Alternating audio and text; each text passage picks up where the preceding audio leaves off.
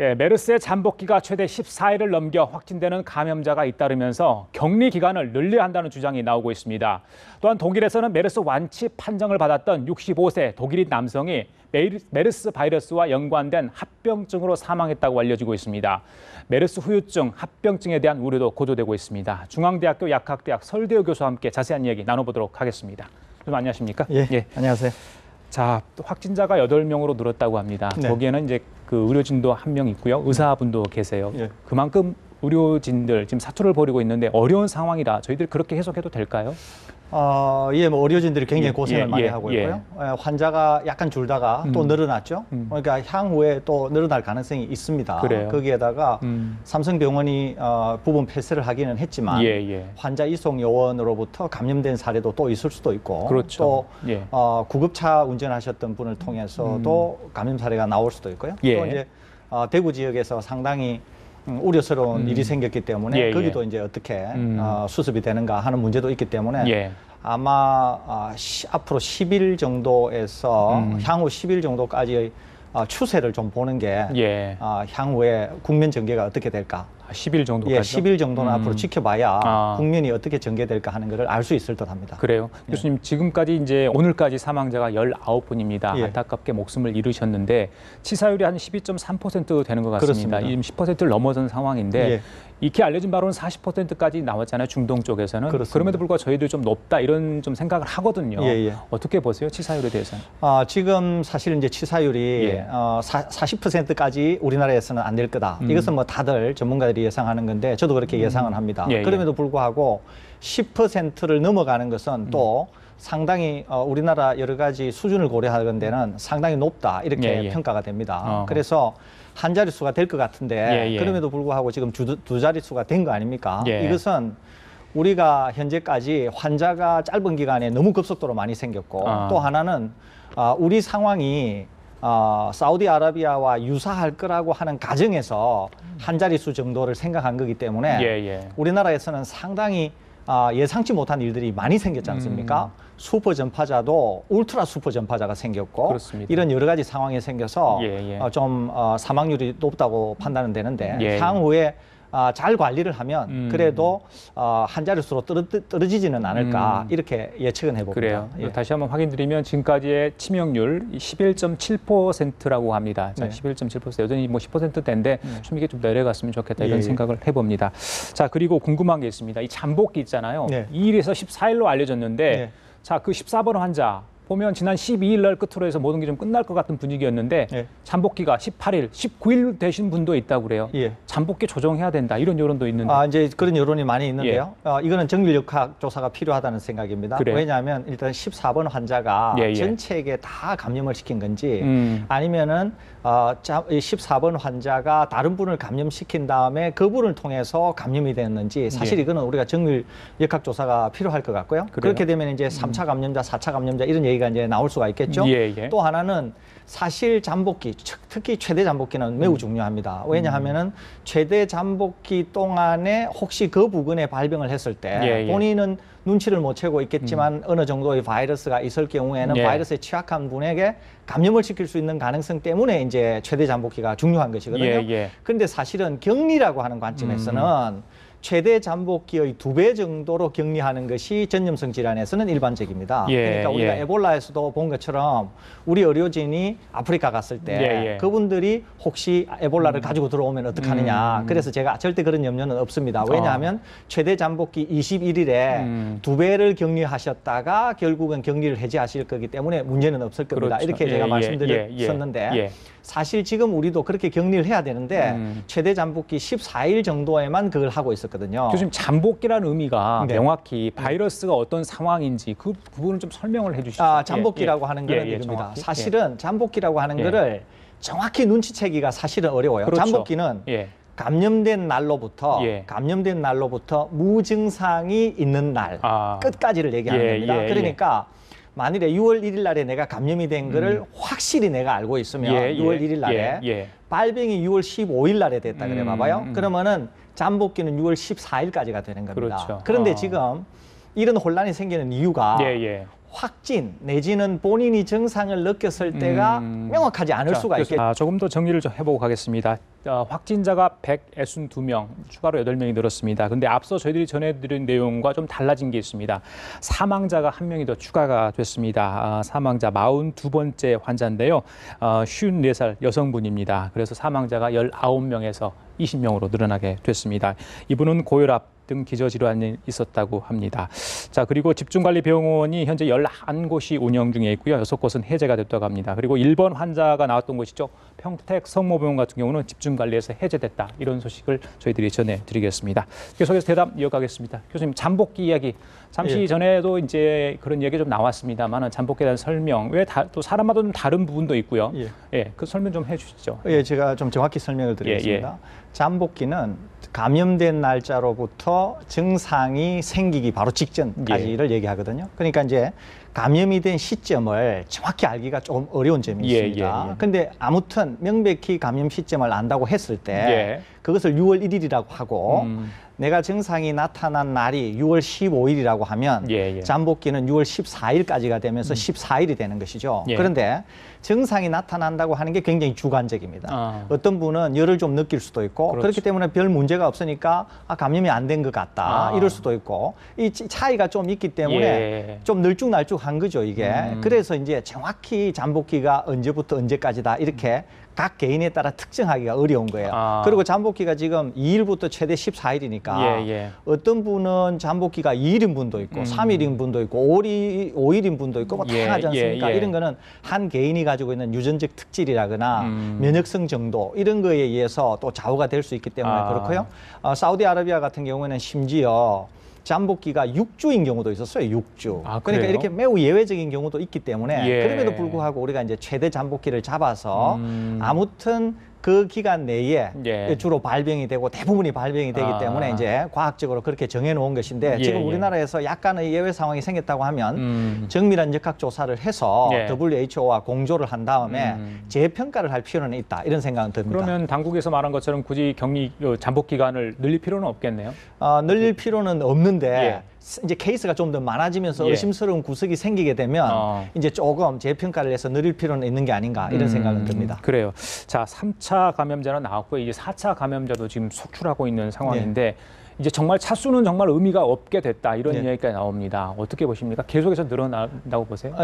사실은 이제 차수는 전혀 의미가 없어졌고요. 이제 더 중요한 것은 지역 사회로의 전파가 되느냐 안 되느냐의 차이인데 이제 WHO가 지역 사회로의 감염에 대비해라. 그리고 지역 사회 감염이 일어나더라도 감기처럼 무차별적으로 일어나지는 않고 산발적으로 일어날 거니까 그걸 좀 대비하면 좋겠다 이렇게 권고를 했지 않습니까? 근데 이제 환자가 이렇게 많아지게 되면 이제 추적 불가능한 사람들이 생기고 그런 가운데 이제 4차, 5차 생기면서 지역 사회로의 전파 가능성이 있거든요. 그러니까 지금 이제 지역 사회로의 전파라고 하면 한 2, 3일 전부터 막 시작된 조짐이 있으니까 WHO의 권고에 따라서 방역 당국이 좀 그런 부분도 선제적으로 없다. 안 생길 거다 이렇게 하지 말고 있을 수도 있으니까 선제적으로 좀 대응하는 게 필요하지 않을까 이런 생각입니다. 그래요. 오늘 사망하신 분도 아마 3차 감염자로 추정이 되는데 6명의 메르스로 옮긴 3차 감염자 4명이 다 사망을 했거든요. 그렇습니다. 3차 감염자 분들이 이렇게 좀 사망률이 높은 이유 뭐 굳이 그렇게 이야기할 필요가 있을까 싶습니다만 어떻게 보십니까? 실제로 차수는 중요하지 않고요. 이제 우리가 뭐 불행하기는 합니다만 환자 숫자가 좀 많아졌지 않습니까? 그러다 보니까 나이 뭐 면역성 여부, 기저질환 등등 이제 쭉 해서 보니까 제가 평가컨대, 제가 분석하건대 4가지 정도로 좀 요약이 돼요. 하나는 그러니까 이제 예후나 또 사망 이런 거를 전부 다 평가를 해보면 첫째는 바이러스에 얼마나 노출이 되었나 하는 노출량이 상당히 중요해 보입니다. 많이 노출이 됐다고 하면은 상당히 위험할 가능성이 많겠죠. 두 번째는 면역성 여부입니다. 나이도 중요하지만 면역성 여부. 그래서 면역이 충분한 분과 그렇지 않은 분. 또 세 번째는 기저질환의 유무입니다. 기저질환이 있고 없고의 따위. 그다음에 네 번째도 좀 중요한 건데 얼마나 조기에 확진이 되고 조기에 치료를 받는가 하는 것이 중요한 것으로 떠올랐습니다. 그래서 이 4가지를 놓고 보면 설명이 안 되는 분들이 하나도 없어요. 젊은 분인데도 왜 위중한가 이런 것들도 설명이 가능하고 또 기저질환을 가지고 있는 분은 또 왜 그런가? 또 젊은 분인데도 왜 나빠졌는가? 이런 것들이 바이러스의 노출량이라든지 면역성이라든지 이런 거를 다 평가하면 이 네 가지로 충분히 설명이 가능하니까 앞으로 좀 이런 거를 염두에 두고 방역이라든지 또 환자를 케어하는데도 좀 적용하면 어떤가 하는 생각이 듭니다. 교수님, 그 7세 성남에 있던 그 어린애 있잖아요. 초등학생. 음성으로 좀 나오지 않았습니까? 그렇습니다. 5번 검사를 했는데 또 한 번 더 간다 이런 이야기 있던데 이 가래를 채취를 해야 되는데 이 가래가 좀 양이 좀 부족하다 이런 이야기도 있습니다. 다시 하는 이유가 어디 있다고 보세요? 바로 이제 그런 점 때문에 하기 위해서 그런 그렇죠. 그러는데 제가 이제 조심스럽게 이 아이에 대해서 상당히 한 5, 6일 전부터 제가 좀 조심스럽게 전망한 게 있어요. 이 아이 이제 그러니까 검사가 제대로 됐다는 가정하에서 그렇죠. 그러니까 음성이든 양성이든 그 검사 자체는 제대로 됐다고 하는 가정하에서 저는 조심스럽게 이 아이가 감염이 되었다가 스스로의 면역에 의해서 치료됐을 가능성을 조심스럽게 점을 쳤습니다. 그래요? 그러니까 이 아이가 실제로는 감염이 되었는데 검사하는 기간 동안에 그리고 우리가 예찰, 관찰하는 기간 동안에 치료가 됐을 가능성이 상당히 높아요. 지금의 정황으로 미뤄보건데 이거는 간단한 검사를 통해서 알 수는 있습니다. 그래요? 이 아이에게 항체가 생겼는지 여부를 확인을 하면 바이러스는 없는데 항체가 생겼으면 치유가 됐다고 하는 걸 알 수 있으니까 당국이 그것을 좀 해서 이 7세 어린이의 사례가 매우 우리한테 중요할 수 있으니까 그걸 한번 해보는 게 좋을 것 같고 또 이 아이에게 지금 현재 무증상이니까 좀 더 관찰을 하면서 한두 차례 더 검사를 할 필요성은 있다고 봅니다. 그래서 정말 바이러스에 감염이 됐는지 안 됐는지 또 바이러스에 감염이 됐다가 치료가 됐는지 이런 거를 알면 많은 부모들의 또 이 학교 다니는 아이들에 대한 그런 감염 여부 이런 것들도 상당히 걱정을 덜어드릴 수 있는 중요한 사례라고 보니까 좀 집중적으로 연구하고 좀 더 검사할 필요는 있다 이런 생각입니다. 항체를 말씀하셨으니까 전에 좀 이야기를 드려볼게요. 그 원사분 있잖아요. 왕쾌하시고 태어나신 분. 그분에서 이제 혈청을 빼가지고 그 혈장주의법 그걸 하고 있는데 굉장히 좀 유독한 것을 알고 있는 그 두 분 있지 않습니까? 그런데 아직까지 특별한 효과를 보지 못하고 있다. 좀 안타깝습니다만 이걸 뭐 계속 해야 되는 겁니까? 어떻게? 저는 뭐 해볼 수 있다고 봅니다. 해볼 수 있는데 이제 고려해야 될 게 몇 가지가 있어요. 하나는 이 치료법은 잘 알려져 있습니다. 특히 치료법이 없는, 약이 없는 데에서는 잘 알려져 있고 1950년대에 에볼라가 아프리카에서 창궐하고 했을 때도 사용했던 방법이고 얼마 전 미국에서도 환치된 의사가 자기 피를 제공을 해서 계속 다른 분들에게 썼고 또 이런 것을 통해서 사망률을 한 뭐 7에서 20% 정도 떨어뜨렸다 이런 것도 보고도 있습니다 사실은. 그런데 이제 부작용 여부를 뭐 궁금해하시지 않겠습니까? 한 사람이 다른 사람에게 피를 줄 때 혈구를 제거하게 되면 보통 이제 피에서 원심 분리라고 해서 혈구 부분을 제거하게 되면 한 반 정도의 액체가 남게 되는데 약간 노란색의 이게 이제 혈장이라고 하는 건데 이 혈장 자체는 매우 안전합니다. 그러니까 혈액형에 상관없이 제공할 수 있어요. A형이 A형에게, A형이 B형에게 아무 혈액형이나 상관없이 줄 수가 있고요. 아주 안전한 방법인데 다만 치료된 환자의 혈장에 싸우는 병기로서의 항체가 얼마나 들어가 있는가 하는 게 중요해요. 그러니까 항체가 많으면 많을수록 실제로 치료 효과가 뛰어나다는 거죠. 어느 정도 체열을 해야 되는 거예요? 체열은 이제 체열을 한다고 하더라도 그 농도는 정해져 있기 때문에 항체를 많이 할 수는 없는데 다른 방법으로는 혈액을 많이 모은 다음에 그 항체를 정제를 할 수가 있어요. 그 농도로 정제를 한 다음에 사용하면 좀 더 좋은 효과를 누릴 수 있겠지만 투여를 받은 분들이 기본적으로 심각한 중증 상태에 있었기 때문에 그렇게 치료 효과가 뛰어나지 않았다고 생각이 되는데 향후에 치료 효과를 좀 높이려고 하면 여러분들에게서 피를 제공받아서 항체를 정제를 하는 방법 또 상태가 나빠진 환자보다는 좀 초기에 있는 환자에게 쓰면 효과가 좀 더 뛰어나지 않을까 하는 생각이 들고 기본적으로는 상당히 안전하면서 효과도 알려져 있다고 하는 방법이니까 지금 이 상황에서는 써볼 만한 방법이라고는 생각이 됩니다. 오늘까지 사망자는 20명입니다. 그런데 퇴원자는 이제 19명. 좀 아쉽죠. 이 숫자가 좀 더 많아야 될 것 같은데 지금 이분들은 방금 혈장주의법이 아니라 대증치료, 그러니까 증세에 따라서 계속 그런 치료만 하고 있는 거죠. 그렇습니다. 어떻게 뭐 이런 치료를 다른 방법은 없는 겁니까 현재 상황에서?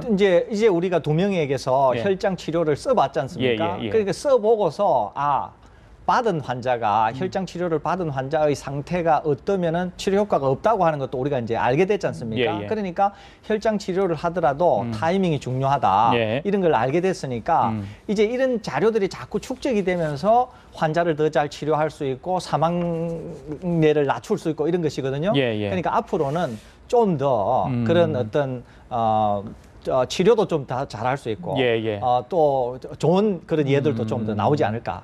이런 전망을 해봅니다. 그래요. 그리고 어젯밤에 이제 독일인 한 분이 사망을 했는데 네. 일단 감염돼서 완치가 됐다 그럽니다. 네. 이 합병증, 후유증으로 사망했다 이런 이야기가 있는데 저희들이 네. 알기로는 이 메르스 바이러스 이후에 후유증 별로 크지 않을 거다 이렇게 저희들이 생각했는데 네. 어떻게 보세요? 이거? 그 환자 상태에 따라 다릅니다. 예를 들면은 이제 환자가 기본적으로 고령이고 기저질환이 있으면 이분은 65세입니다. 예, 바이러스의 공격을 받아서 이제 우려되는 것 중에 하나가 다발성 장기 손상이라고 하는 걸 받게 돼요. 예. 그러니까 신장뿐만 아니라 폐 이런 거에 여러 장기나 조직에 손상을 받게 되는데 이렇게 손상을 받은 것이 예. 젊은 분들일 때는 회복도 잘 되고 또 충분히 회복이 되는데 아무래도 연세 드신 분들은 그렇지는 못하겠죠. 예. 그래서 이제 퇴원을 하게 되면 완전히 회복 안 된 상태에서 우리는 모르지만 바이러스의 재공격은 없겠지만 다른 예를 들면은 감염을 일으키는 그런 뭐 박테리아도 있을 수 있고 예, 예. 다른 뭐 어떤 감기 바이러스나 이런 것도 있을 수 있고 그렇게